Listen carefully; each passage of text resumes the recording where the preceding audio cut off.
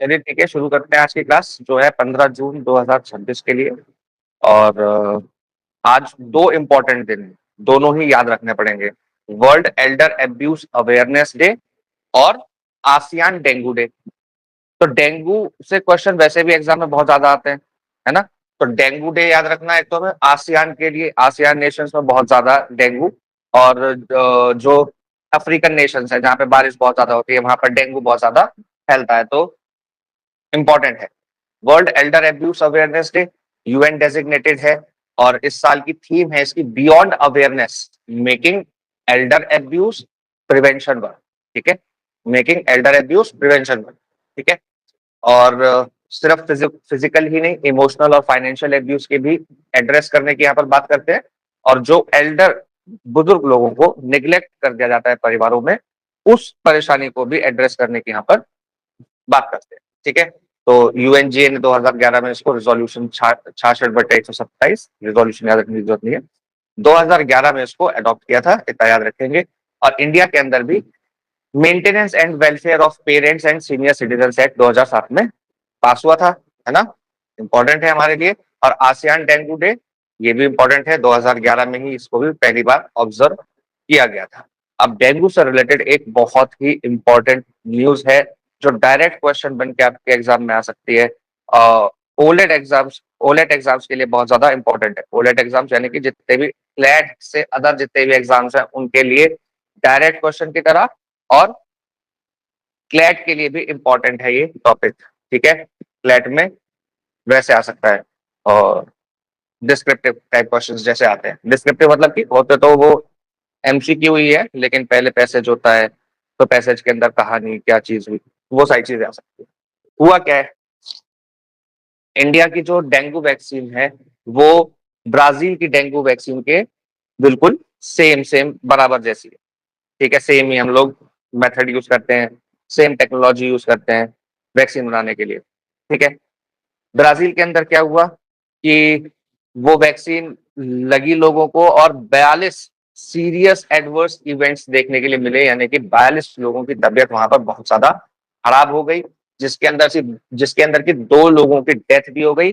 5 लाख लोगों को ये लगाई गई थी, तो 5 लाख में से 42 लोग सीरियस कंडीशन में पहुंच गए। ठीक है। तो अभी तक वैक्सीन के साथ डायरेक्ट कनेक्शन क्या है, ये अभी तक कोई स्टैब्लिशमेंट मेडिकल एविडेंसेस के द्वारा नहीं हुआ है। ठीक है। इंडिया के लिए क्यों दिक्कत है, एक तो ब्यूटेंटेन डीवी जो है, ब्यूटेंटेन डीवी क्या है, ये ब्राजील की वैक्सीन है, और डेंगी ऑल इंडिया की वैक्सीन है। दोनों के अंदर सेम चीजें हैं, लाइव एटेन्यूएटेड वैक्सीन है, लाइव वायरस इसके अंदर होता है ना। और US national institute of health की रिसर्च को ही दोनों फॉलो करते हैं। उनके जो डेवलपमेंट है, ओरिजिनली डेवलपमेंट किसका है, US national institute of health का है। दोनों उसी डेवलपमेंट, उसी रिसर्च को फॉलो करके अपनी अपनी वैक्सीन बना रहे हैं। ठीक है। Are tetravalent, targeting all 4 dengue stereotypes. Tetravalent है, 4 तरह के डेंगू वेरिएंट्स हैं, 4 तरह के सीरोटाइप्स हैं। ठीक है। Are administered as single dose, single dose की तरह दोनों लगते हैं। आर टेट्रावेलेंट, टेट्रावेलेंट यानी कि चारों वायरसेस के ऊपर जो अटैक करे, चारों वायरसेस के कंसर्न को जो एड्रेस करे। टेट्रा मतलब 4 होता है ना। वेलेंट, टेट्रावेलेंट मतलब चारों के ऊपर जो इफेक्टिव हो। चारों अलग अलग सीरोटाइप्स के लिए अलग अलग वैक्सीन लगाने की जरूरत नहीं है। डेंगी ऑल, इसीलिए इसका नाम है डेंगी ऑल, चारों के लिए। ठीक है। और ये ब्यूटेंटेन डीवी भी इसी तरह की है, टेट्रावेलेंट है। ठीक है, चारों के ऊपर इफेक्टिव है। Use as mix of 4 weekend dengue viruses, चारों डेंगू वायरसेस को वीक करके, उनको कमजोर करके वैक्सीन के अंदर यूज किया जाता है। ठीक है। सिमिलर है, आइडेंटिकल नहीं है, लेकिन तब भी हमारे लिए कंसर्न की बात है। और डेंगी ऑल जो है, ये याद रखेंगे, पिनेसिया बायोटेक के द्वारा डेवलप की गई, इंडिया के अंदर पिनेसिया बायोटेक के द्वारा डेवलप की गई। और ट्रायल पार्टनर है Indian council of medical research, ICMR. और India first indigenous dengue vaccine है ये। अगर पूछते हैं एग्जाम में फर्स्ट इंडिजिनस डेंगू वैक्सीन, तो डेंगी ऑल। ठीक है। फेज 3 का इसका ट्रायल 2024 अगस्त में शुरू हुआ था, और 10,000 लोगों को ये लग चुका है 19 जगहों पर। डेंगू 1 यानी कि DNF1, DNF2, DNF3, DNF4 चारों सीरियोटाइप्स के ऊपर ये इफेक्टिव है। ठीक है, अब एक इंपॉर्टेंट चीज जो आप लोगों को क्लियर के लिए ध्यान रखनी है कि किसी एक टाइप ऑफ डेंगू के अगेंस्ट अगर आपके अंदर इम्यूनिटी आ गई है तो इसका ये मतलब नहीं सभी के अगेंस्ट आपके अंदर इम्यूनिटी आ गई है। ठीक है, एक ये पॉइंट जरूर से ध्यान रखेंगे, स्पेशली क्लैट के लिए। ठीक है, क्लैट में इस तरीके के स्टेटमेंट बेस्ड क्वेश्चंस आते हैं। क्या कह रहे हैं, इम्यूनिटी अगेंस्ट वन सीरियोटाइप। किसा जी, हम लोग dengue vaccine, dengue all vaccine के बारे में बात कर रहे हैं। तो अभी आज और आसियान डेंगू डे है, तो उस उपलक्ष्य में और ब्राजील के अंदर जो सेम तरह की वैक्सीन जो यूज करते हैं उसके अंदर कुछ कमियां पाई गई हैं, कुछ लोगों को सीवियर तरह की बीमारियां हुई हैं, 2 लोगों की डेथ हो गई है। तो उसके ऊपर हम लोग बात कर रहे हैं। कह रहे हैं कि immunity against one serotype does not provide permanent protection against the others. A vaccine must therefore produce balanced immunity against all serotypes। ठीक है, तो ये बैलेंस बनाना जरूरी है इसके अंदर। Antibody department dependent enhancement.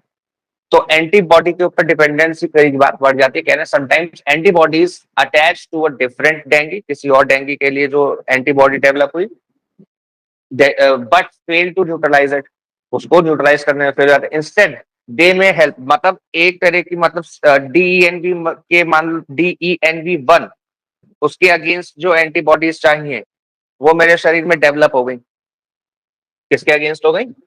DENV1। ठीक है, इसके अगेंस्ट हो गई। क्या कह रहे हैं?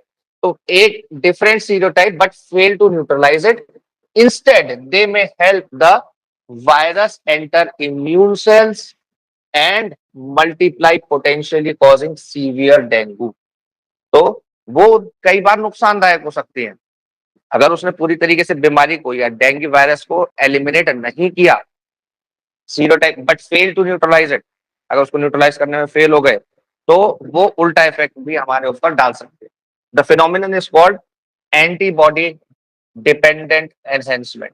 एंटीबॉडी के ऊपर जब डिपेंडेंस बढ़ जाता है। ठीक है, द अर्लियर वैक्सीन, पहले हम लोग क्या लगा रहे थे? Dengvaxia. Dengvaxia increase the risk of severe dengue among some people who had never previously contacted dengue. जिनको कभी डेंगू नहीं हुआ उनके अंदर सीवियर कंडीशन का डेंगू होने में की चांसेस बढ़ जाते थे। कौन से वाले से? डेंगवैक्सिया। ठीक है, तो ये क्या एक्सप्लेन करता है कि प्रोलॉन्ग मॉनिटरिंग बहुत ज्यादा जरूरी है। अगर हम वैक्सीन का ट्रायल कर रहे हैं, वैक्सीन को यूज कर रहे हैं और उसको मास के ऊपर क्या कर रहे हैं, यूज कर रहे हैं, तो उसके लिए हमें बहुत लंबे समय तक उसको मॉनिटर करना पड़ेगा कि इसके क्या इफेक्ट्स हैं और उसके जो ट्रायल पीरियड्स हैं उसको बढ़ाना चाहिए या कुछ करना चाहिए। तो उसके लिए क्या करना चाहिए इंडिया को? सबसे पहले तो ब्राजील का जो केस है उसको इन्वेस्टिगेट करना चाहिए। ये देखना चाहिए कि भाई वहां पे जो 2 लोगों की डेथ हुई है वो क्यों हुई है ना। उसके अलावा डेंगू ऑल जो है वो एडिक्वेट एंटीबॉडीज और चारों चारों टाइप के बैलेंस बनाकर चले, इसको हमें इंश्योर करना पड़ेगा। क्योंकि अगर ऐसा नहीं होता है तो वो दूसरे वायरस को, दूसरे टाइप के वायरस को क्या करता है? हेल्प करता है मल्टीप्लाई करने में, इम्यून सेल के अंदर एंटर करने में। तो वो खतरनाक चीज है। एग्जामिन एफिकेसी सेपरेटली अगेंस्ट, चारों के लिए हमें अलग अलग एफिकेसी उसकी मेजर करनी पड़ेगी।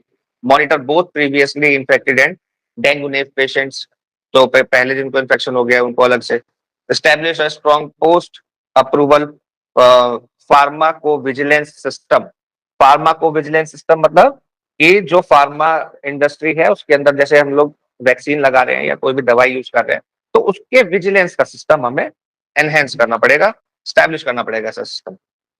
Conduct long term monitoring for severe dengue hospitalization, death अगर किसी की हो रही है तो हमें उस चीज पे ध्यान देना पड़ेगा और उसके ऊपर रिसर्च हमें सही करनी पड़ेगी, तब जाके हम क्या कर सकेंगे, डेंगू को एलिमिनेट कर सकेंगे, जो कि इंडिया का टारगेट है कि बाय 2030 हमें डेंगू को एलिमिनेट कर देना। ठीक है, Iran questions US push for truce after Israel hit Beirut. अब यहां पर सवाल ये है कि यूएस तो तैयार है, यूएस तो कह रहा है कि मैं नेगोशिएशन करने के लिए तैयार हूं, ईरान भी कह रहा है मैं नेगोशिएशन करने के लिए तैयार हूं, हम दोनों वॉर रोकने के लिए तैयार हैं। दो देशों के बीच, जिनके बीच में वॉर चल रही है? आज क्या कर दिया? वॉर खत्म, पीस आ गई, साइन हो गया एग्रीमेंट। चलो जो भी एग्रीमेंट साइन हुआ है वो कल के न्यूज़पेपर में आ जाएगा, तो कल उसको देखेंगे। मैंने नहीं देखा, ठीक है, मैं वो स्क्रीन नहीं देख पा रहा हूँ आजकल, टाइम ही नहीं मिल पा रहा है। तो लेटेस्ट जो न्यूज़पेपर में है मुझे वो पता है। अभी आज क्या हुआ है उसको हम कल देखेंगे, ठीक है। तो कल क्या हुआ था उसको आज देख रहे हैं, कह रहे हैं कि भाई साहब, अच्छा, इससे हम लोग ये अंदाजा लगा सकते हैं अगर कोई एग्रीमेंट हुआ है ऐसा, अभी उसको देख लेंगे, ठीक है, अभी देख लेंगे। अगर कोई ऐसा एग्रीमेंट हुआ है तो उस एग्रीमेंट के इफेक्टिवनेस के ऊपर भी सवाल है। क्यों है सवाल? क्यों है सवाल? कह रहे हैं the US and Iran were close to signing Pakistan negotiated framework agreement. अब जैसा कि यशजीत बता रहे हैं कि हो गया है साइन, अच्छी बात है, साइन हो गया है, लेकिन इसके जो इम्प्लीमेंटेशन है वो कितना मुश्किल है ये समझो। कह रहे हैं कि meanwhile Israel attacked Hezbollah targets in Beirut southern suburbs killing 3 people according to the article. 3 लोगों को बेरूत में किसने मार दिया? इजराइल ने मार दिया। अब ईरान और यूएसए के बीच में जो एग्रीमेंट है उस, एक सेकंड देख के लेते हैं क्या एग्रीमेंट साइन हुआ है।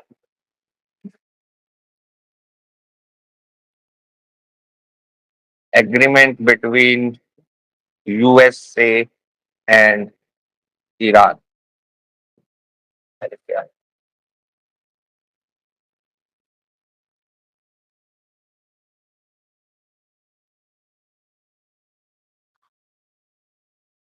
ये आ गया। The US and Iran have agreed to an intermediate framework to end hostilities and establish a 60-day ceasefire, halting military operations across all fronts, including Lebanon, mediated by Pakistan. The preliminary pact will lead to the reopening of Strait of Hormuz and lifting of US naval blockade. ठीक है, तो ये sign हो गया है, ठीक है। अब देखते हैं क्या क्या पॉइंट्स हैं। Immediate ceasefire, shipping and oil के ऊपर जो ब्लॉकेड है उसको हटा देंगे। The US will lift its naval blockade and Iranian ports and strait of Hormuz will be reopened as a toll free international shipping route. कोई toll नहीं लगेगा, ठीक है। अगला स्टेप क्या होगा? Both sides plan to meet in Geneva Switzerland to officially sign the memorandum of understanding. MOU अभी तक साइन नहीं हुआ है, जेनेवा में मीटिंग होगी स्विट्जरलैंड के अंदर। इसके अलावा अनरिजॉल्व इशूज, ये प्रॉब्लम है ना, the fate of Iran nuclear program. Nuclear program के ऊपर अभी फ्यूचर में बात करेंगे, न्यूक्लियर प्रोग्राम के ऊपर अभी कोई बात नहीं हुई है। और मेन कारण अटैक का यही है, न्यूक्लियर पावर, ठीक है। पोटेंशियल सैंक्शन रिलीफ, सैंक्शन की रिलीफ मेन कारण है लड़ाई का, मेन मुद्दा लड़ाई का है क्या कि सैंक्शन लगाए हुए हैं ईरान के ऊपर 2018 से पहले भी सैंक्शन थे, लेकिन 2018 के बाद तो काटसा के अंदर और ज्यादा सैंक्शन लगा दिए यूएस ने। And the unfreezing of Iranian assets को जो उन्होंने कैप्चर किया हुआ है, लगभग $4 बिलियन के आसपास है जो ईरान का एसेट उन्होंने कैप्चर, यूएस ने कैप्चर करके बंद रखा हुआ है, उसको रिलीज करने की बात है। तो मेन पॉइंट के ऊपर तो अभी कोई बात हुई नहीं है, सीज फायर की बात हुई है सिर्फ कि अभी कोई गोली नहीं चलाएगा, कोई गोली नहीं चलाएगा। कितने दिन तक? 60 दिन तक, 60 दिन तक कोई गोली नहीं चलाएगा, ये एग्रीमेंट हुआ है। लेकिन ये एग्रीमेंट भी इंप्लीमेंट होगा इसकी कोई गारंटी नहीं है, क्योंकि अगर इस एरिया में प्रोलॉन्ग्ड पीस आती है तो 2-3 चीजें होंगी। 2-3 चीजें क्या होंगी? बेंजामिन नेतन्याहू जेल में जाएगा, मतलब इट्स मोस्ट प्रोबेबल कि वो जेल में चला जाए, क्योंकि उसके ऊपर अपने ही देश में एंटी करप्शन के चार्जेस है, करप्शन वाले केसेस हैं। इसके अलावा इंटरनेशनल कोर्ट ऑफ जस्टिस जो है, इंटरनेशनल क्रिमिनल कोर्ट जो है, इंटरनेशनल क्रिमिनल कोर्ट ने उसके अगेंस्ट वारंट जारी किए हुए हैं। किसकी कंप्लेंट पे? साउथ अफ्रीका की कंप्लेंट पे, ठीक है। क्या क्या क्या वॉयलेशन किया है उसने? उसने एक तो वॉर क्राइम की है, गाजा के साथ जब उसने लड़ाई की तो वॉर क्राइम किए, और जेनोसाइड कन्वेंशन का भी वॉयलेशन किया है। तो जेनोसाइड कन्वेंशन का जो वॉयलेशन है उसके लिए बेंजामिन नेतन्याहू के अगेंस्ट क्या है, अरेस्ट वारंट है। हालांकि हालांकि इंटरनेशनल क्रिमिनल कोर्ट यानी कि इंटरनेशनल लॉ का इम्प्लीमेंटेशन जो है वो वहां पर कैसे होगा, ये सवालिया, मतलब ये बहुत बड़ा सवाल है, क्योंकि इंटरनेशनल लॉ इम्प्लीमेंट कब होता है? इंटरनेशनल लॉ इम्प्लीमेंट तभी होता है जब जो parties to the international law है, यानी कि जो कंट्रीज हैं, जब वो कंसेंट देंगी तभी तो होगा। जब मैं कहूंगा इंडिया के अंदर जेनोसाइड कन्वेंशन लागू होगा, तभी तो इंडिया के अंदर जेनोसाइड कन्वेंशन लागू होगा। मेरे कहे बिना तो लागू नहीं होगा। ऐसा तो है नहीं कि कोई एनफोर्समेंट एजेंसी है जो उसको एनफोर्स कराएगी इंटरनेशनल लेवल पर, इंटरपोल उसको एनफोर्समेंट नहीं कराती है, ऐसा नहीं होता है। ठीक है, तो वो क्या है कि पार्टीज की कंसेंट पे डिपेंड करता है, यानी कि देशों की कंसेंट पे डिपेंड करता है कि कौन सा कन्वेंशन लागू होगा, कौन सा कन्वेंशन लागू नहीं होगा। जैसे इंडिया, रिफ्यूजी कन्वेंशन अभी तक इंडिया के अंदर लागू नहीं है, क्योंकि हमने रिफ्यूजी कन्वेंशन को साइन ही नहीं किया कभी, तो इंडिया के अंदर लागू ही नहीं होता। तो इसीलिए बहुत सारे इंटरनेशनल लॉज जो हैं वो एनफोर्सेबल कब होते हैं? तब होते हैं जब वो देश एग्री करे। ठीक है, कुछ तो यूनिवर्सली एक्सेप्टेड है ना, जैसे नो एग्रेशन और सेल्फ डिफेंस का मैकेनिज्म जो है, जैसे आर्टिकल 51 है, आर्टिकल 4 है यूएन का, उसका यूएन चार्टर का, तो वो सब तो यूनिवर्सली इम्प्लीमेंटेड है। लेकिन जो कन्वेंशंस हैं, इनको इम्प्लीमेंट करने के लिए क्या करना पड़ता है? साइन करना पड़ता है, रेटिफाई करना पड़ता है। सिर्फ साइन करना ही काफी नहीं है, कंट्री को रेटिफाई भी करना पड़ेगा, तभी उस कंट्री में वो लागू होगा। ठीक है, तो अब क्योंकि जो बेंजामिन नेतन्याहू है वो नहीं चाहेगा कि पीस आ जाए और वो जेल जाए, तो वो चूंकि नहीं चाहता है पीस आए, और वो भी कुछ ना कुछ हमले करने की कोशिश करेगा, ऐसा मुझे लगता है। देखते हैं कि फ्यूचर में क्या होता है, बाकी सब चीजें तो भविष्य के गर्भ में है। हाँ, तो वही एग्रीमेंट है जो इसके अंदर दिया हुआ है कि स्टेट ऑफ हॉर्मुज ओपन हो जाएगा, जो अभी हमने पढ़ा, सम ईरानियन फ्री एसेट्स को खोल दिया जाएगा, यूएस नेवल ब्लॉकेड हट जाएगा, एक्वायर न्यूक्लियर वेपन के ऊपर बाद में बात होगी, अभी ऐसे कोई बात नहीं हुई है। Begin negotiation for comprehensive nuclear agreement, तो कॉम्प्रिहेंसिव न्यूक्लियर एग्रीमेंट के नेगोशिएशन अब शुरू होंगे। ठीक है, तो देखते हैं क्या होता है। अगर ऐसा हो जाता है तो इंडिया से ज्यादा खुश तो कोई नहीं होगा, क्योंकि हमारी वॉर नहीं, हमारी लड़ाई नहीं, अब बिना बात में हमको इसकी झेलनी पड़ रही है। क्यों झेलनी पड़ रही है? इस वॉर के रिपरकशंस क्यों आ रहे हैं हमारे ऊपर? क्योंकि 85% क्रूड ऑयल हम लोग क्या करते हैं? इंपोर्ट करते हैं, और उस इस 85% का लगभग 50 to 60% स्ट्रेट ऑफ हॉर्मूज से ही आता था। अब स्ट्रेट ऑफ हॉर्मूज बंद हो गया तो 50 to 60% सप्लाई रुक गई, सप्लाई रुक गई। और उसके अलावा जो इंटरनेशनल मार्केट में क्रूड ऑयल के प्राइसेस हैं वो बढ़ गए, तो हमको महंगा पड़ रहा है, हमारे इन्फ्लेशन आ रहा है, 3.9 तक इन्फ्लेशन पहुंच गया, है ना। अब एक ये भी समस्या है कि can India protect its seafarers in Gulf, Gulf के अंदर सी फेयरर्स को हम प्रोटेक्ट कर सकते हैं या नहीं। एक ये मार्वरिक्स, स्टेबल और जलवीर, ये 3 क्रू इन्होंने, यूएस ने हमारे मार गिराए, जिसके अंदर 3 लोगों की मृत्यु भी हो गई। हम लोग पिछले कई दिनों से इसको फॉलो कर रहे हैं न्यूज को, है ना। और मेरे ख्याल से आज के न्यूज़पेपर में एक और है, एक और है जो यूएस ने हमारा मार गिराया शिप। ठीक है, तो वो देख लेंगे, अगर है तो ठीक है, मतलब 3 से 4 हो जाएंगे। उसके अंदर किसी की मृत्यु नहीं हुई है हालांकि, ठीक है ना। तो यूएस क्या कहता है इसके अंदर, देखो कंसेप्ट क्या है समझने लायक। तो 3.5 लाख इंडियन फेयरर्स जो हैं पूरे दुनिया भर में हमारा क्या कर रहे हैं, ग्लोबली काम कर रहे हैं। तो यूएस का जो अटैक था, क्या वो लीगल था, ये समझने की कोशिश करेंगे। तो यूएस ने क्या किया, merchant ships are normally treated as civilian property, civilian property है ना, कोई मिलिट्री की थोड़ी है, आर्मी की थोड़ी, हथियार थोड़ी लेके जा रहे थे वो क्या कर रहे थे, वो ऑयल ले जा रहे थे, वो गैस ले जा रहे थे, सामान ले जा रहे थे। तो under the law a naval warfare a neutral merchant merchant vessel suspected of breaching a lawful blockade should ordinarily, क्या करना चाहिए अगर कोई ब्लॉकेड को तोड़ रहा है, तो उसको वार्निंग देनी चाहिए, उसको रुकने के ऑर्डर देने चाहिए, उसको फिर जाके विजिट करके उसको कैप्चर कर लो, मैक्स एट मैक्स उसको कैप्चर किया जा सकता है। उसके ऊपर मिसाइल नहीं मारी जा सकती, क्योंकि ये प्रोपोर्शनैलिटी के प्रिंसिपल के बाहर है। क्योंकि आप कितना फोर्स यूज करोगे उसकी एक प्रोपोर्शन है ना। कि आप कितना फोर्स यूज करोगे। मतलब आप अगर अपने इंडिविजुअल लेवल पे भी देखो, तो अगर आपके कोई थप्पड़ मार दे, तो आप थोड़ी ना उसको बंदूक निकाल के गोली मार सकते हो। तो यहाँ पर तो कुछ इससे भी भयंकर चीज हो रही है। यहाँ तो किसी ने थप्पड़ भी नहीं मारा, हो सकता है ब्लॉकेड को इवेड करने की कोशिश की हो, तो उस शिप को एट मैक्स वो कैप्चर कर सकते हैं जाके फिजिकली, ये नहीं कि दूर से मिसाइल मार दी। ठीक है, तो ये एक चीज है। तो therefore whether the attacks were lawful depends on legality and proper notification of the blockades. क्या ये सारे उन्होंने फॉलो किए, कैप्चर करने की कोशिश की। अगर कैप्चर करने की कोशिश की और उसके बाद वो इवेड कर रहे थे, भाग रहे थे, तब एक बार को मिसाइल मारी जा सकती है, एक बार मतलब। तब भी जस्टिफाइड किसी भी हालत में, किसी भी सूरत में इसको नहीं किया जा सकता, लेकिन तब एक बार को बात की जा सकती है। Evidence connecting the ship with prohibited Iranian trade. तो एविडेंस देना पड़ेगा कि प्रोहिबिटेड ईरानियन ट्रेड के लिए वो जा रहे थे। एडिक्वेसी ऑफ वार्निंग, वार्निंग दी या नहीं दी। वेदर कैप्चर वाज पॉसिबल, क्या कैप्चर पॉसिबल ही नहीं था, उसको पकड़ना पॉसिबल ही नहीं था।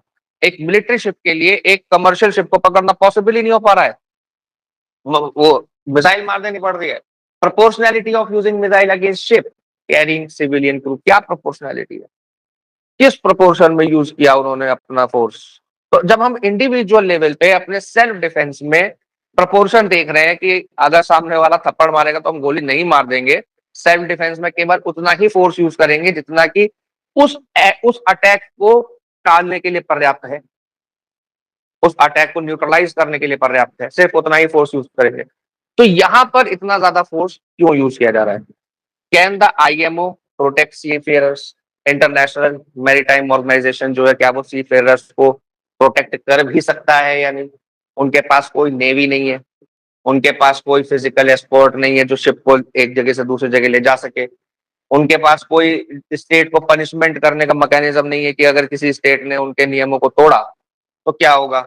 तो स्टेट के मेंबर के ऊपर, स्टेट्स के ऊपर डिपेंड करता है इंटरनेशनल लॉ, जैसे मैंने आपको बताया कि वो इम्प्लीमेंट होगा या नहीं, वो इंडिविजुअल स्टेट टू स्टेट क्या करेगा, वेरी करेगा। अब इंडिया को क्या करना चाहिए। हमने यूएस के एम्बेसडर को बुला के वहां पर स्ट्रॉन्ग प्रोटेस्ट दर्ज करा दिया, बस उसके अलावा हमने कुछ नहीं किया। लेकिन हमें क्या करना चाहिए, हम क्या कर सकते हैं।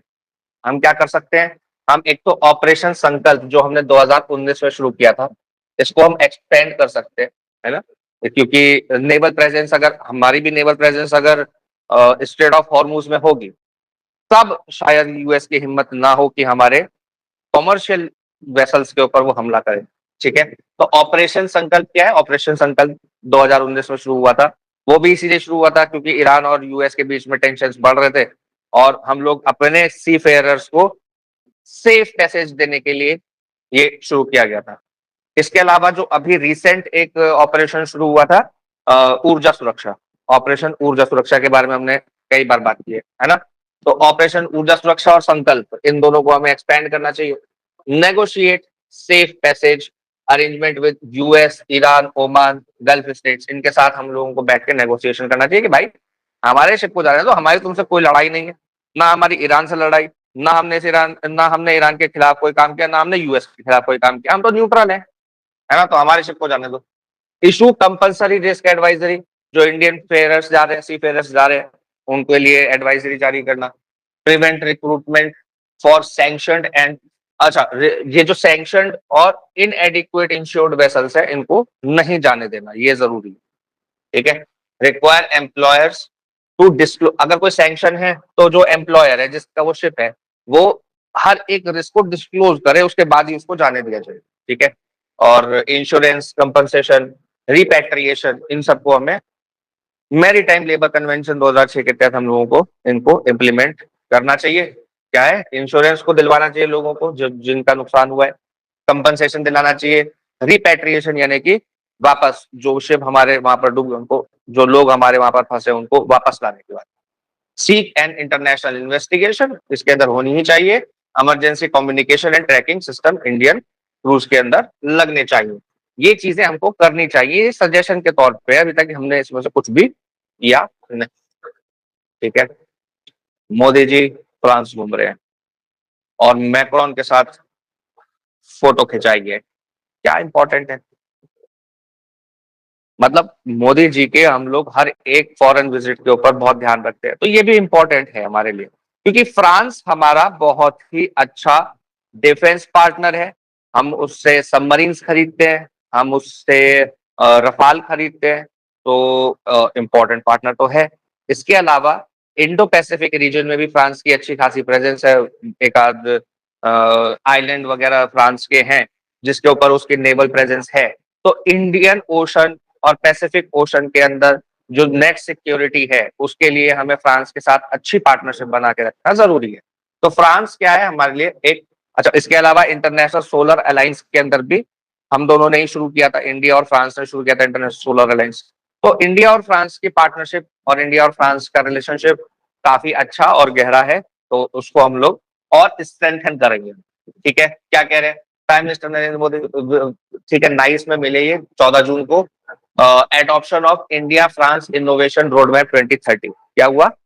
एडॉप्ट किया गया India France innovation road map 2030 के लिए। इंडिया, इसको जरूर से याद रखेंगे, India France innovation road map तैयार किया गया। Economic security dialogue, high level mechanism to double bilateral trade between, with 5 साल के अंदर क्या करना है इंडिया और फ्रांस को? जो बायलेटरल ट्रेड है उसको डबल करना है। एआई वर्किंग ग्रुप एक बनाए।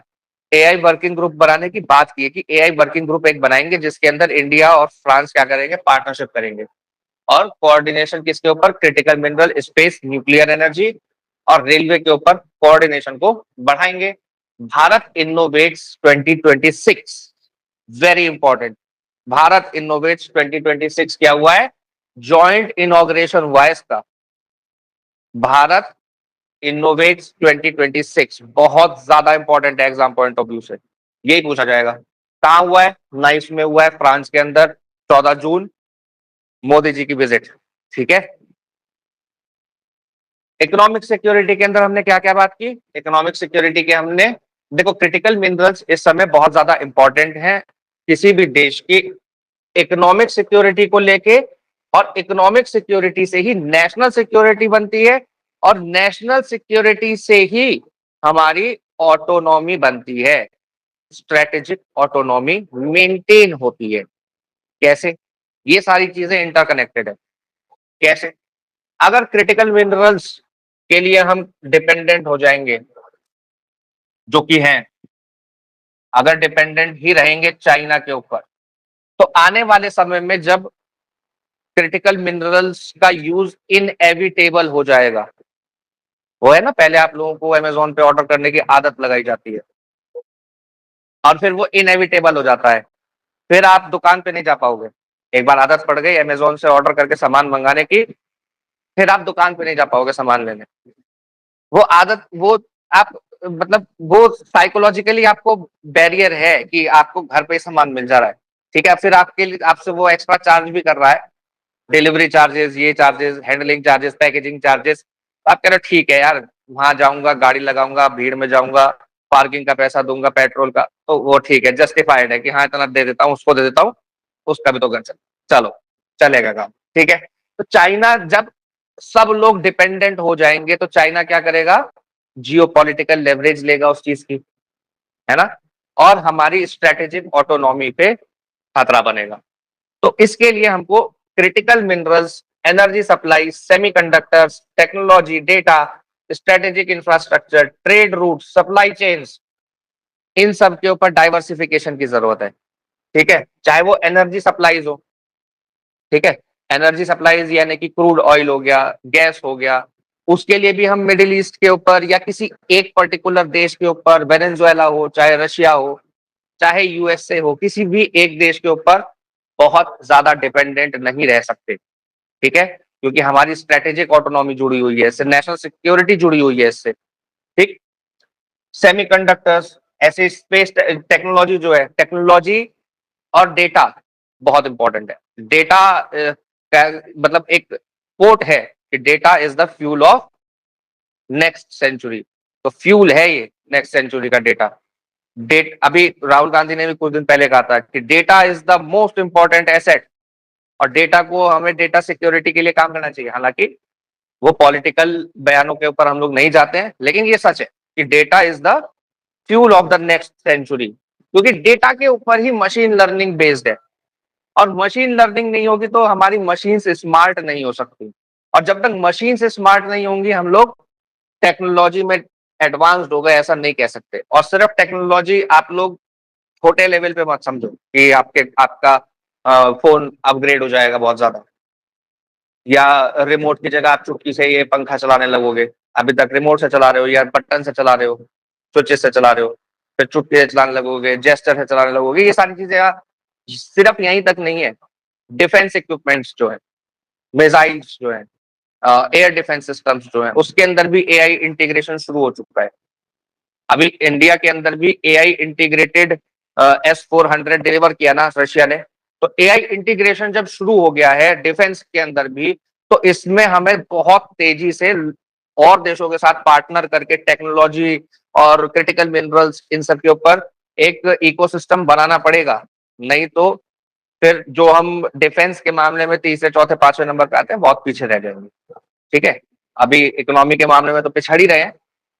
अच्छा, एक बड़ा विचित्र है कि लोग कह देते हैं कि India is the fourth largest economy. अब फोर्थ लार्जेस्ट नहीं रही, लेकिन अभी कुछ दिन पहले फोर्थ लार्जेस्ट हो गई थी। फोर्थ लार्जेस्ट इकोनॉमी का मतलब क्या है? ये बता रहा है हमारी size of economy. Size of economy यानी कि टोटल इंडिया की इकोनॉमी कितनी है, टोटल इंडिया की इकोनॉमी का साइज कितना है। अरे तो इंडिया का ज्योग्राफिकल और डेमोग्राफिक साइज भी तो बहुत ज्यादा है। हम कंपेयर नहीं कर सकते चाइना के साथ, फ्रांस के साथ। चाइना तो चलो बहुत बड़ा देश है, हम कंपेयर नहीं कर सकते फ्रांस के साथ, इटली के साथ, जर्मनी के साथ। छोटे छोटे कंट्रीज है वो। अगर हम कहें कि भाई मेरा 100 जनों का परिवार है और मैं 1 लाख रुपए महीना कमाता हूं, और मेरा परिवार कितना है, 100 लोगों का परिवार है,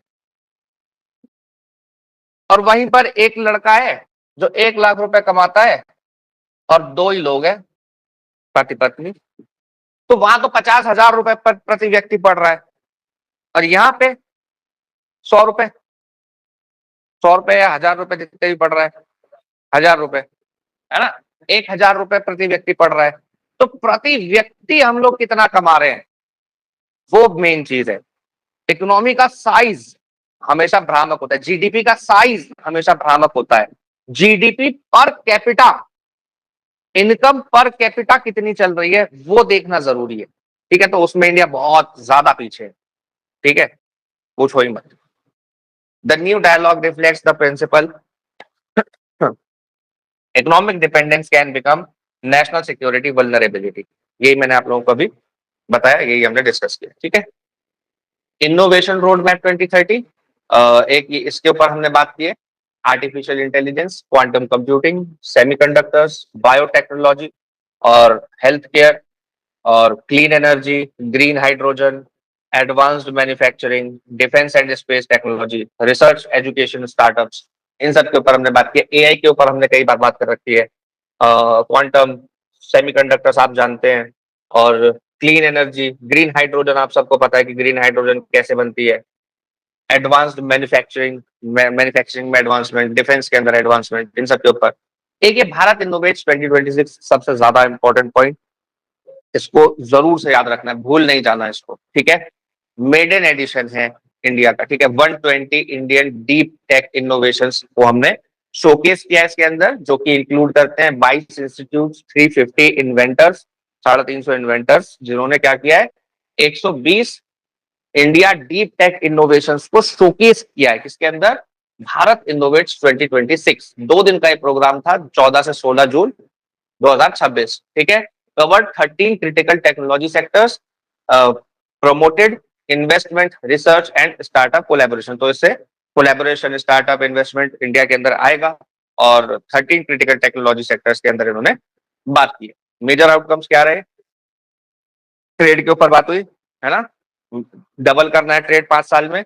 इकोनॉमिक सिक्योरिटी की बात हुई, हमने सारी बात की। क्रिटिकल मिनरल्स, सेमीकंडक्टर्स, उन सब के ऊपर हमको क्या करना है, सप्लाई चेन, इन सब के ऊपर हमको क्या करना है,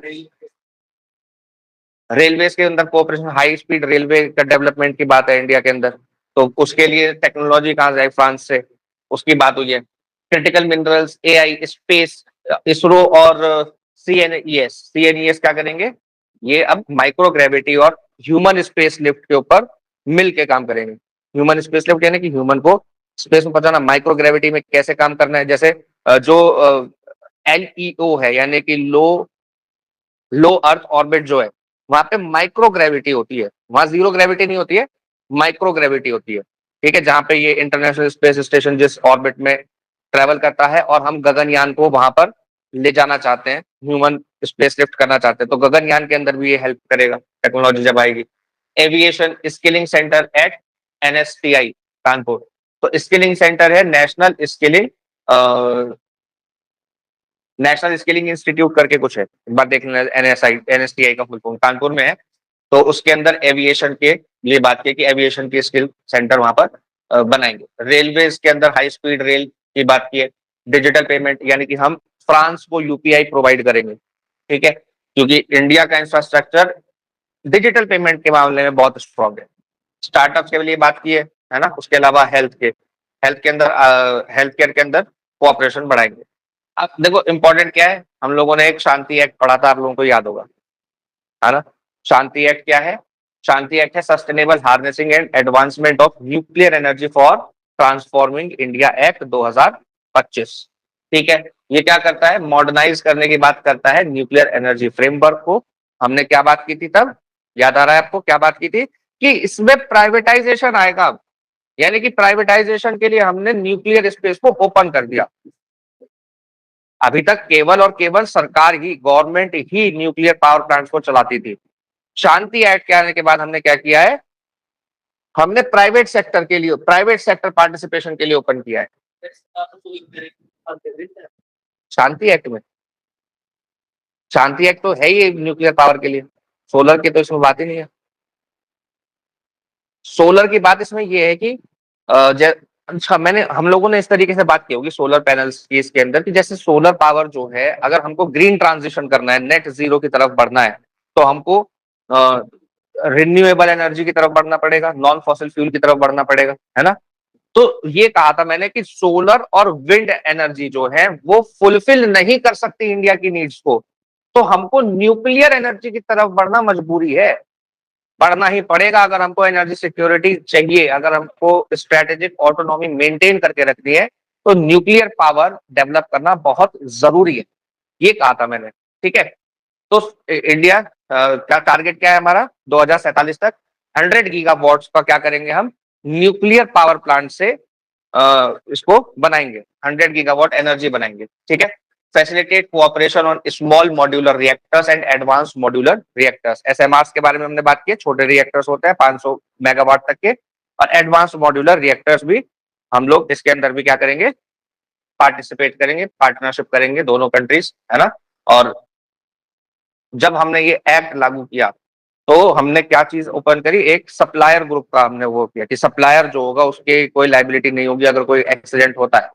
तो फ्रांस से हम न्यूक्लियर फ्यूल भी सप्लाई के लिए बात कर सकते हैं, और आगे टेक्नोलॉजी में तो हमने बात की है कि एसएमआर और एएमआर को इंडिया के अंदर टेक्नोलॉजिकली आगे बढ़ाने के लिए काम करेंगे। ठीक है, एक ये सीरीज ऑफ गैप्स आर्टिकल आया है जिसके अंदर क्या बात कर रहे हैं, कह रहे हैं कि चाइल्ड जो होते हैं, छोटे बच्चे जो होते हैं जिनके अगेंस्ट सेक्सुअल एब्यूज होता है, वो मोस्टली अनरिपोर्टेड रह जाता है, और रिपोर्टिंग होती भी है तो उसके अंदर कन्विक्शन रेट बहुत ही कम होता है।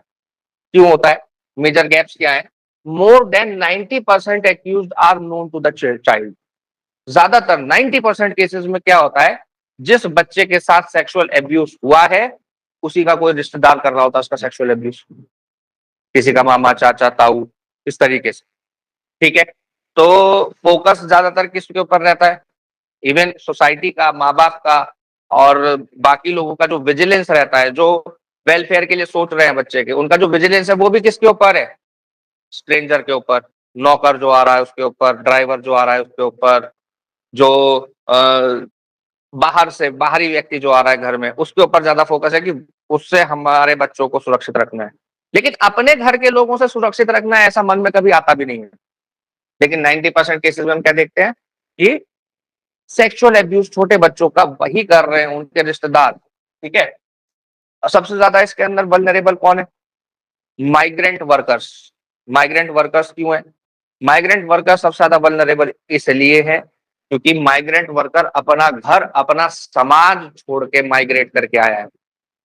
एक सोसाइटी की सिक्योरिटी होती है, मतलब जैसे आप गांव में या कहीं किसी भी पुराने मोहल्ले में जाएंगे, पुराने टाइप के जो मोहल्ले होते हैं जो पहले बहुत ज्यादा हुआ करता था, तो कॉलोनीज बन गई।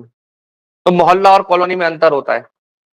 जो मोहल्ले होते थे वहां पर क्या होता था कि आस पड़ोस की महिलाएं सब लोग आपस में, सबका नेटवर्क इतना अच्छा होता था कि वो एक सोसाइटी की सोसाइटल विजिलेंस रखते थे कि वहां पर कोई गलत एक्टिविटी तो नहीं हो रही, कोई गलत व्यक्ति तो नहीं आ रहा है। कोई मोहल्ले में गलत व्यक्ति भी आ जाए, कोई अपने दोस्त को गलत गलत तरीके के दोस्त को घर पे भी बुला ले तो भी पूरे मोहल्ले में पता चल जाती थी बात, है ना। तो वो जो विजिलेंस है वो खत्म हो जाता है कब? जब वहीं से लोग माइग्रेट करके शहरों की तरफ आते हैं और शहरों में क्या करते हैं, काम करते हैं, मजदूरी करते हैं, लेबरर्स जो हैं। तो उनको अपने बच्चों को अकेला छोड़ना पड़ता है। माँ बाप दोनों क्या कर रहे हैं, मजदूरी कर रहे हैं सब, तो बच्चों को अकेला छोड़ना पड़ता है। तो ऐसे में उनके साथ सेक्सुअल एब्यूज के चांसेस बहुत ज्यादा बढ़ जाते हैं। तो पॉक्सो कोर्ट रिपोर्टेड 89% पेंडेंसी। 89% तो पेंडेंसी है, पेंडिंग है केसेस। कन्विक्शन रेट लो है, बहुत कम कन्विक्शन होता है इसके अंदर। पुलिस कन्विक्शन कम होने का क्या कारण है?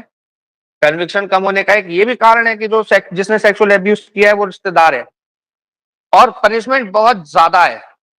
तो घर वाले ही कहते हैं कि भाई छोड़ो यार, रिश्तेदार है, इसको 20 साल के लिए जेल भिजवा दे देंगे तो पूरी रिश्तेदारी खराब हो जाएगी। ये सोसाइटल प्रेशर जो है, ये सोसाइटल प्रेशर भी कई बार कन्विक्शन तक पहुंचाने में बाधा बनता है।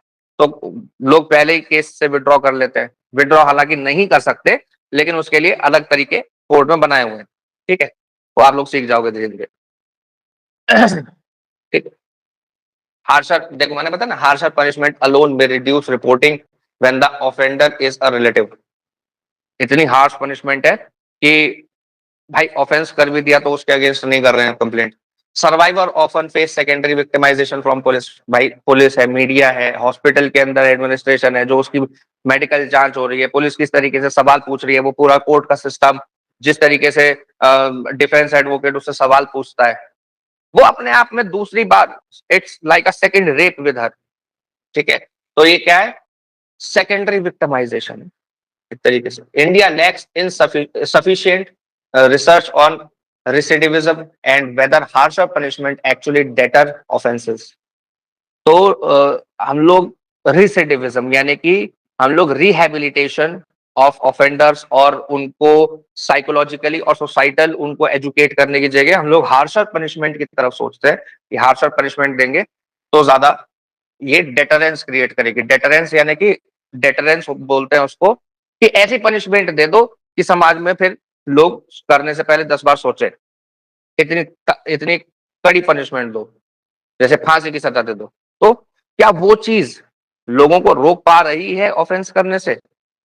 तो 2024 का डेटा बताता है, एनसीआरबी का रिकॉर्ड है, 69,191 POCSO cases involving more than 70,000 child victims, ठीक है।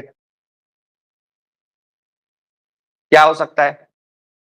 जो पुलिसिंग है उसको चाइल्ड फ्रेंडली बनाना जरूरी है, ठीक है। जैसे जब चाइल्ड से, बच्चे से जब स्टेटमेंट रिकॉर्ड करते हैं पुलिस वाले, तो जो माहौल है, एक तो होता है कि आप उस बच्चे से तो डांट के बात नहीं कर रहे हो, आप उस बच्चे से तो आप प्यार से बात कर रहे हो, लेकिन पूरा ओवरऑल जो एनवायरनमेंट है वो ही इतना कोअर्सिव है कि वो बच्चा डर के सहम के बैठा हुआ है, बिना आपके डांटे, बिना आपके जोर से बात किए। तो उस एनवायरनमेंट को सुधारना जरूरी है। क्या कह रहे हैं? Proper implementation of 1 year trial requirement, 1 साल के अंदर ट्रायल कंप्लीट हो जाना चाहिए, इसको स्ट्रिक्टली इंप्लीमेंट करना है। Safer urban planning beyond metropolitan centres. Metropolitan centres के अलावा भी, उसके बियॉन्ड भी हमको क्या करना है? अर्बन प्लानिंग को इस तरीके से करना है कि सोसाइटी जो वो छोड़ के आया है, माइग्रेंट लेबर जिस सोसाइटी को छोड़ के आया है, जिस सोसाइटी की प्रोटेक्शन को छोड़ के आया है, वो उसको यहाँ पर अर्बन स्पेसेस में भी मिल सके। Police accountability and community outreach. Police की अकाउंटेबिलिटी और सबसे इंपॉर्टेंट है कम्युनिटी आउटरीच। जब इस तरीके का कोई इंसिडेंट होता है तो कम्युनिटी का रोल इसके अंदर सबसे ज्यादा इंपॉर्टेंट होता है। क्योंकि कम्युनिटी अगर उसको इंक्लूडेड महसूस नहीं कराएगी जो विक्टिम है, अगर उसको उस विक्टिम को ही कल्प्रिट की नजरों से देखेगी, जैसा कि इंडिया के अंदर होता है कि अगर किसी लड़की का रेप हो जाता है तो ऐसा कहने वाले आपको कम नहीं मिलेंगे कि वहां पर क्या करने गई थी वो लड़की, छोटे कपड़े क्यों पहने थे उसने। तो ऐसा कहने वाले आप लोगों को कम नहीं मिलेंगे। और मैं आप लोगों को बता रहा हूं, पढ़े लिखे परिवारों में पढ़े लिखे लोग ये बात बोल देते हैं बिना सोचे समझे कि ये कितनी गहरी वो बात बोल रहे हैं।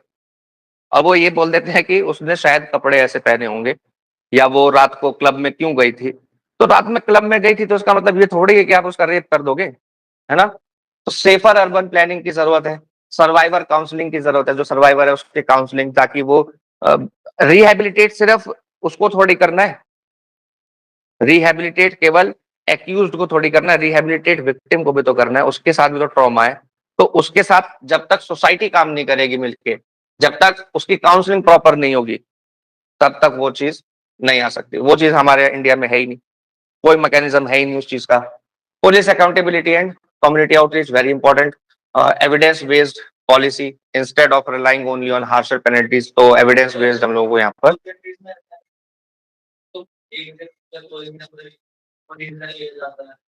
क्या कर दिया जाता है। अगर कुछ कंट्रीज में ये आता है जैसे कुछ कंट्रीज में नाम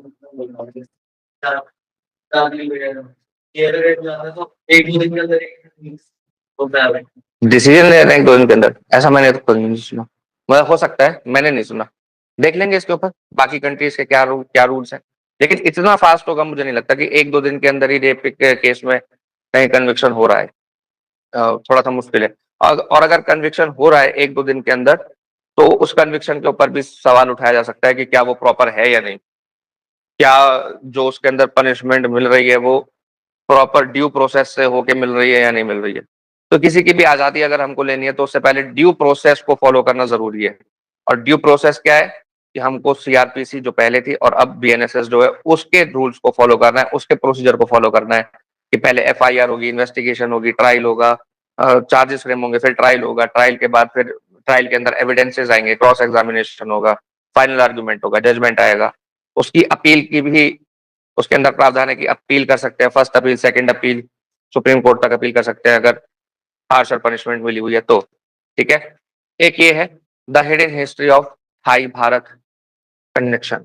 थाई भारत यानी कि थाई, थाईलैंड और भारत, थाईलैंड और भारत के कनेक्शन की इसके अंदर बात की है तो बैंकॉक कॉन्फ्रेंस ऑफ जून 15 से 23 जो 1942 में हुई थी, यानी कि इंडिया के इंडिपेंडेंस से पहले, उसके बारे में, उसके 84th एनिवर्सरी के ऊपर इन्होंने ये आर्टिकल लिखा है। ठीक है। कल्चरल फाउंडेशन क्या है कि इंडिया और थाईलैंड, इंडिया क्या है, इंडिया जनक है बुद्धिज्म का, और थाईलैंड के अंदर सबसे ज्यादा बुद्धिज्म को फॉलो किया जाता है। इसके अलावा जो भाषा है वो भी वहां पर कुछ कुछ संस्कृत, पाली और पाली और संस्कृत से मिलती जुलती है। तो हमारे कल्चरल फाउंडेशन तो बहुत गहरी है। ठीक है। और जो वहां के राजा होते हैं उनको भी राम बोला जाता है, राजा को वहां पे राम बोलते हैं जो वहां का लीडर होता है। तो 1927 में भी रविंद्रनाथ टैगोर ने विजिट किया था थाईलैंड और सियाम में, और वो किंग प्रजादीपोक राम 7 से मिले थे। ठीक है। तो उस समय पर क्या हुआ था, उन्होंने भी एनकरेज किया था कल्चरल और intellectual cooperation between India and Thailand. ठीक है। थाईलैंड नेशनल एपिक का क्या नाम है, रामाकिन। रामाकिन रामायण से ही इंस्पायर्ड बुक है, जो वहां की नेशनल बुक है थाईलैंड की। ठीक है। एक सेकंड रुकना, मैं बस पानी लेके आ रहा हूँ।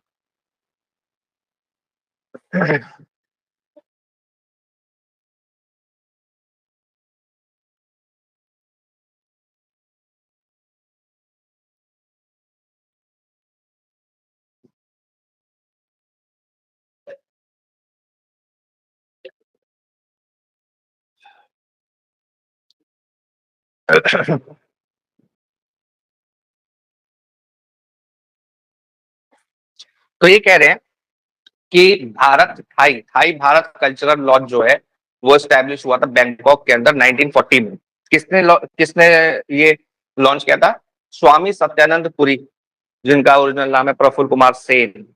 स्वामी सत्यानंद पुरी ने इसको शुरू किया था और स्पिरिचुअल कल्चरल सेंटर की तरह इंटेलेक्चुअल एक्सचेंज के लिए इसको शुरू किया गया था। ठीक है, बाद में ये नेशनलिस्ट मूवमेंट जो था हमारा, राष्ट्रीय आंदोलन जो था, उसके लिए ये सेंटर बन जाता है और इंडियन डायस्पोरा की मीटिंग का सेंटर बन जाता है और हिस्टोरिकल आर्काइव के तौर पे और कल्चरल इंस्टीट्यूशन के तौर पे ये चलता रहता है।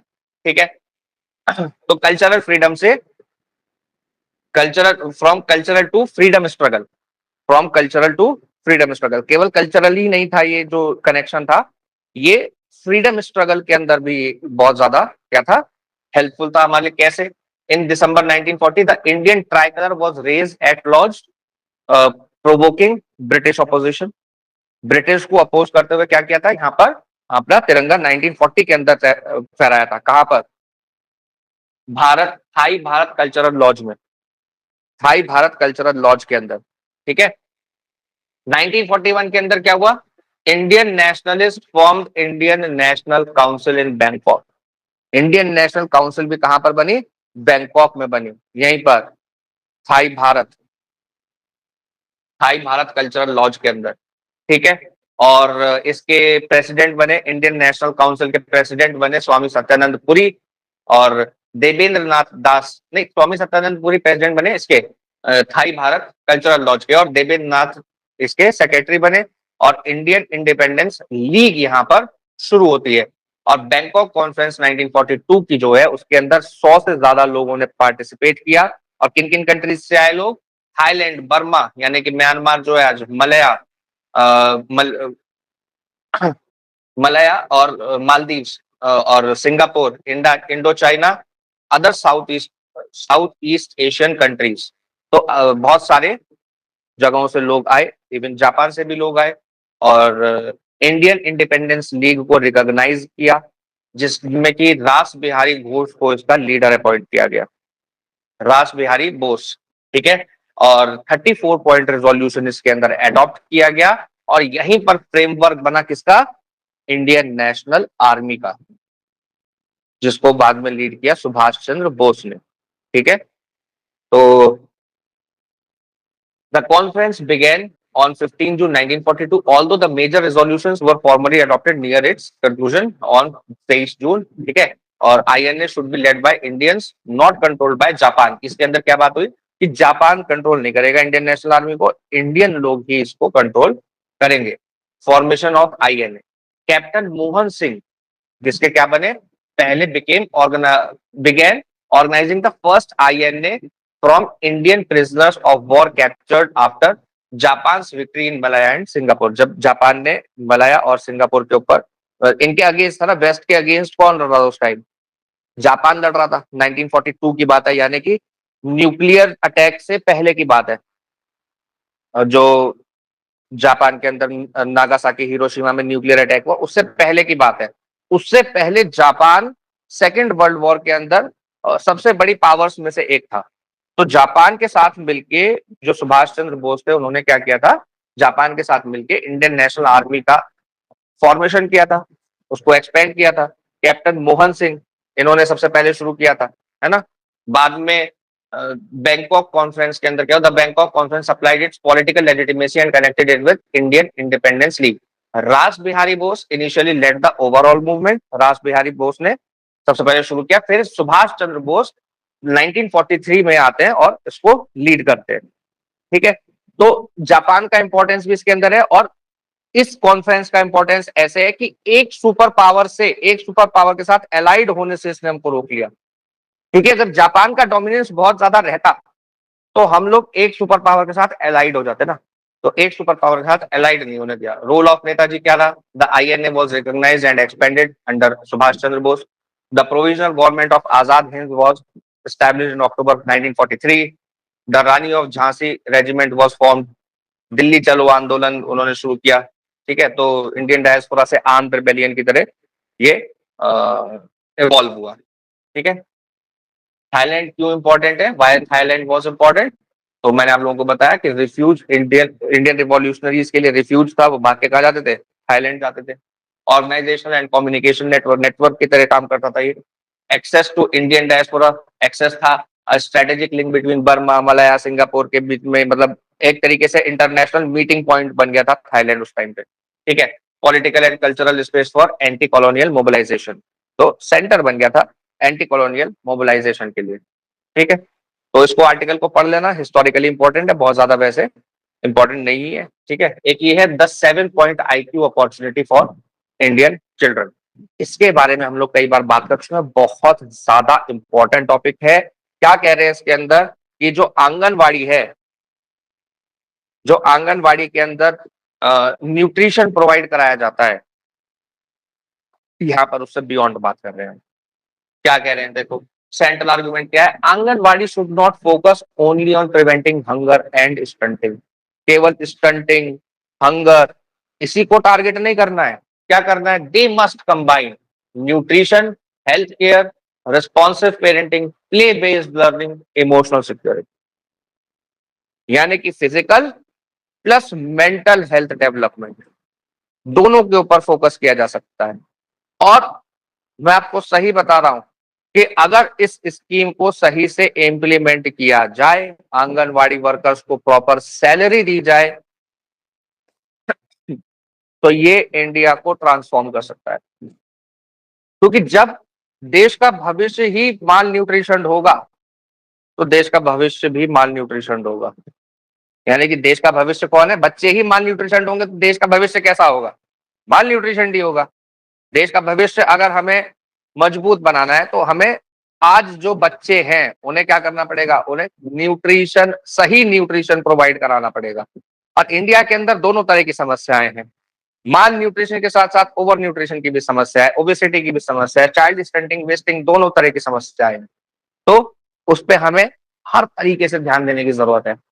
इसके अंदर क्या बात कर रहे हैं, what is the 7 point opportunity, क्या कह रहे हैं 7 point opportunity. A Vellore birth cohort study found that children receiving 18 to 24 month of structured preschooling education, जिन लोगों को, जिन बच्चों को 18 से 14 महीने तक क्या मिल रहा है, प्री स्कूलिंग मिल रही है, वो भी स्ट्रक्चर्ड, स्ट्रक्चर्ड अगर प्री स्कूलिंग मिल रही है, तो उन लोगों, उन बच्चों के अंदर क्या है, 7 से 10 पॉइंट IQ बढ़ा हुआ दिखाई देता है। और ये प्री स्कूलिंग ही कर सकता है।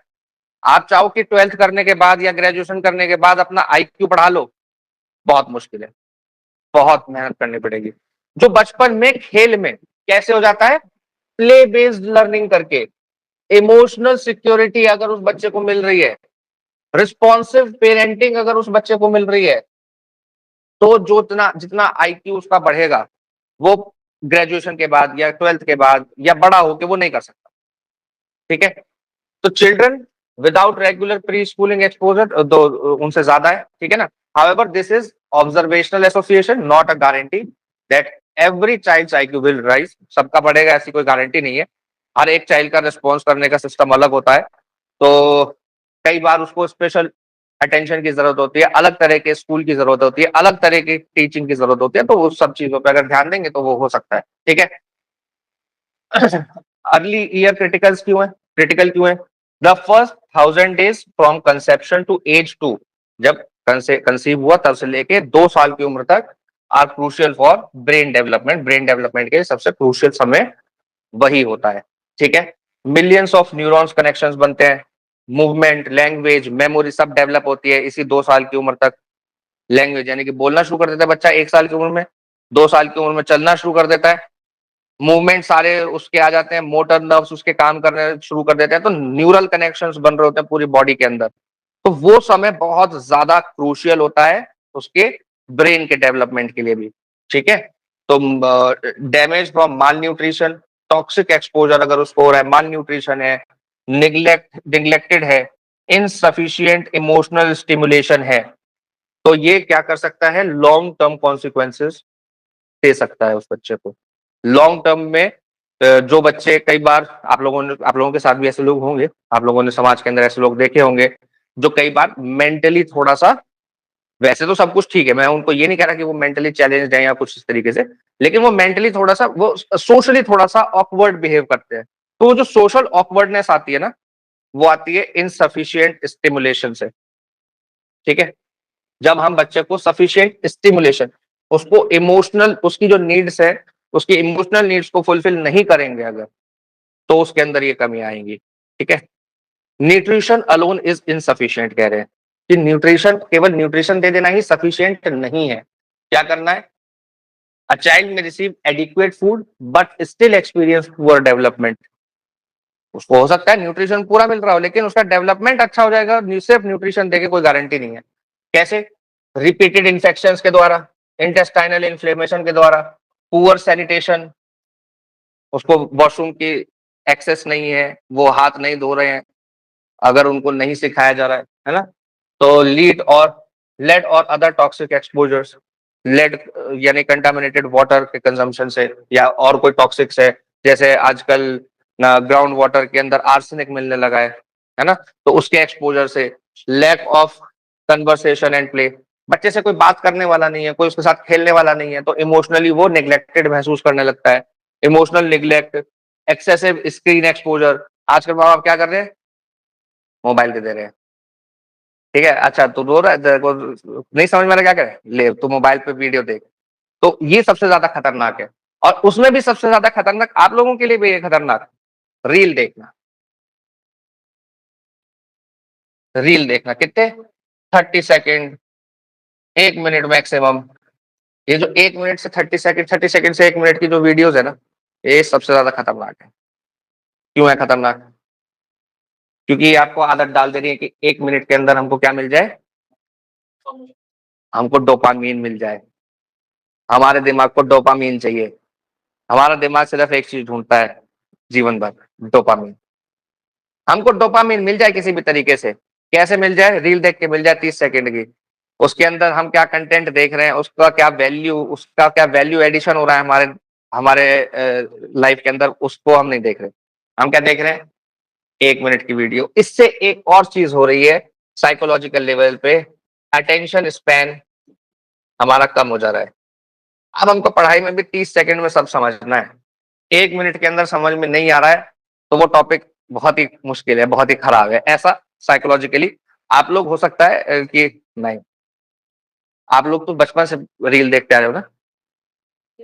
नहीं देखते आ रहे हो, तो जो बचपन से अभी रील देख रहे हैं, वो जब बड़े होंगे तो उनके अंदर अटेंशन स्पैन को लेके बहुत बड़ी समस्या आने वाली है देश के सामने, ठीक है? इसके अलावा आप लोग टीवी पे देखते हो न्यूज। कौन कौन देखता है टीवी न्यूज?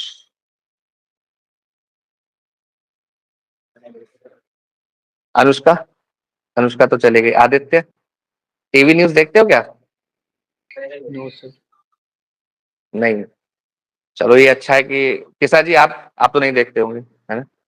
आप नहीं सर, लेकिन अगर चल रही है तो मतलब घर पे चल रही है तो सुनाई दे जाती है। घर पे चल रही हो तो सुनाई दे जाती है। बहुत खतरनाक है वो, क्योंकि वो आपके दिमाग में क्या डाल रहे हैं? वो आपके दिमाग में मिस इन्फॉर्मेशन डाल रहे हैं, और उस मिस इन्फॉर्मेशन से सोसाइटी के अंदर चेंज आ रहा है। उस मिस इन्फॉर्मेशन से, अच्छा एक तो मिस इन्फॉर्मेशन आ गई, उससे सोसाइटी के अंदर चेंज आ रहा है। कैसा चेंज आ रहा है? कि हिंदू मुस्लिम डिवाइड बढ़ता जा रहा है। इसके ऊपर हमने अभी 3 दिन पहले आर्टिकल भी पढ़ा था कि किस तरीके से इंडियन सोसाइटी के अंदर हिंदू मुस्लिम डिवाइड अब बढ़ता जा रहा है, ठीक है? तो उसका एक कारण क्या है? TV news, miss information. Miss information, उसके अलावा मिस इन्फॉर्मेशन से नुकसान ये है कि अगर आपके दिमाग में गलत इन्फॉर्मेशन फीड हो गई, तो सही इन्फॉर्मेशन फीड करने के लिए पहले वो गलत को इरेज करना पड़ेगा, फिर सही इन्फॉर्मेशन फीड होगी। तो ये ज्यादा मुश्किल काम है। इससे अच्छा इन्फॉर्मेशन ना हो। मिस इन्फॉर्मेशन से अच्छा है कि इन्फॉर्मेशन ना हो।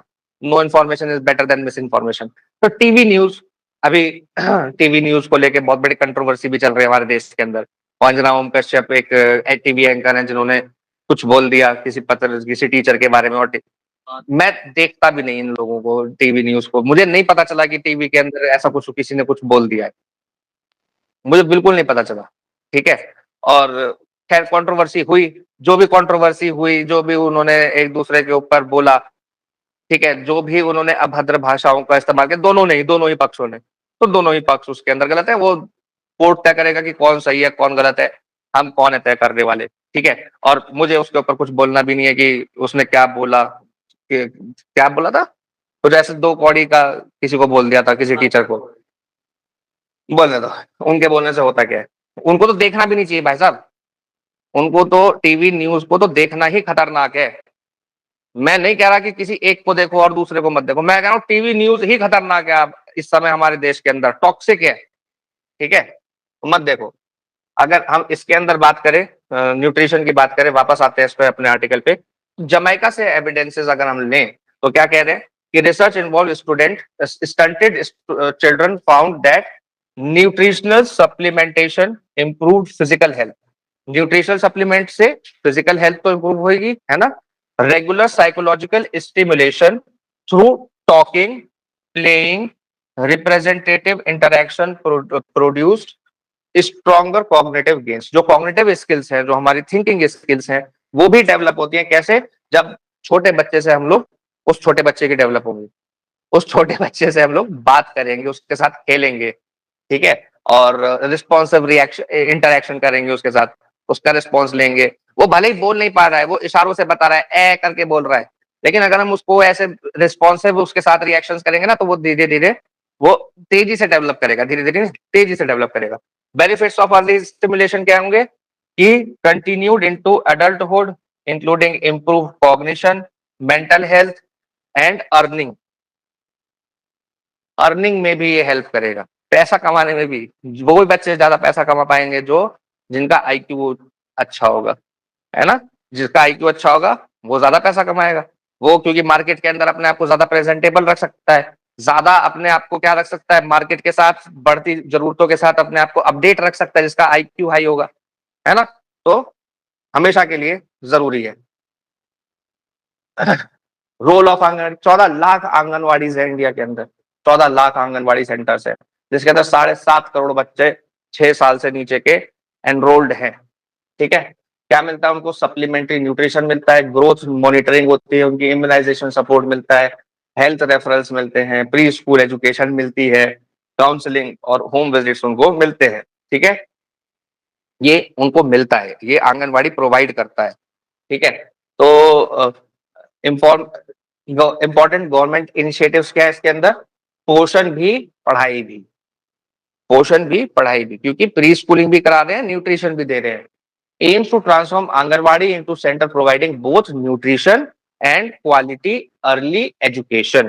तो दोनों ही चीजें, पोषण भी पढ़ाई भी, इसको नारे को याद रखेंगे, क्या इनिशिएटिव है गवर्नमेंट का। एक नवचेतन है, नवचेतन यानी कि छोटा बच्चा, बिल्कुल एकदम नवजात शिशु के बारे में बात कर रहे हैं। तो 3 साल की उम्र तक, from children for children from birth to 3 years, love talk play. इनका क्या है? लव टॉक प्ले, उनको स्नेह देना, प्यार देना, उनसे बात करना और उनके साथ खेलना, जिससे कि उनके अंदर cognitive skills, motor skills develop हो सके। एक है आधारशिला, आधारशिला 3 से 6 साल के बच्चों के लिए। देखो, 0 से 3 साल के लिए नवचेतना, 3 से 6 साल के लिए आधारशिला, और 6 साल के बाद फर्स्ट क्लास। 6 साल का बच्चा आ जाएगा फर्स्ट क्लास में, फिर एनईपी 2020, ठीक है।